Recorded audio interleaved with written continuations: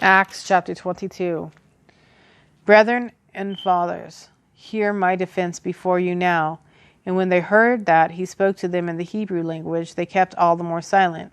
Then he said, I am indeed a Jew, born in Tarsus of Cilicia, but brought up in the city at the feet of Gamaliel, taught according to the strictness of our father's law, and was zealous toward God, as you are all today. I persecuted this way to the death, binding and delivering into prisons both men and women, as also the high priest bears me witness, and all the council of the elders, from whom I also received letters to the brethren, and went to Damascus to bring in chains even those who were there to Jerusalem to be punished. Now it happened, as I journeyed and came near Damascus at about noon, suddenly a great light from heaven shone around me, and I fell to the ground, and heard a voice saying to me, Saul, Saul, why are you persecuting me? So I answered, Who are you, Lord? And he said to me, I am Jesus of Nazareth, whom you are persecuting. And those who were with me indeed saw the light, and were afraid, but they did not hear the voice of him who spoke to me.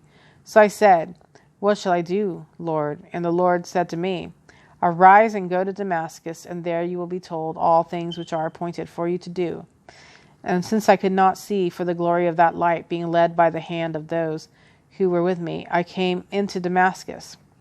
Then a certain Ananias, a devout man, according to the law, having a good testimony with all the Jews who dwelt there, came to me, and he stood and said to me, Brother Saul, receive your sight. And at that same hour I looked up at him. Then he said, The God of our fathers has chosen you, that you should know his will, and see the just one, and hear the voice of his mouth. For you will be his witness to all men of what you have said and heard. And now why are you waiting? Arise and be baptized, and wash away your sins, calling on the name of the Lord. Now it happened, when I returned to Jerusalem and was praying in the temple, that I was in a trance, and saw him saying to me, Make haste and get out of Jerusalem quickly, for they will not receive your testimony concerning me. So I said, Lord, they know that in every synagogue I imprison and beat those who believe on you.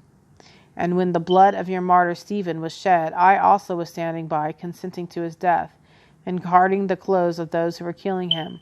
Then he said to me, Depart, for I will send you far from here to the Gentiles. And they listened to him until this word, and then they raised their voices and said, Away with such a fellow from the earth, for he is not fit to live. Then, as they cried out, and tore off their clothes, and threw dust into the air, the commander ordered him to be brought into the barracks, and said that he should be examined under scourging, so that he might know why they shouted so against him. And as they bound him with thongs, Paul said to the centurion who stood by, Is it lawful for you to scourge a man who is a Roman and uncondemned? When the centurion heard that, he went and told the commander, saying, Take care what you do, for this man is a Roman.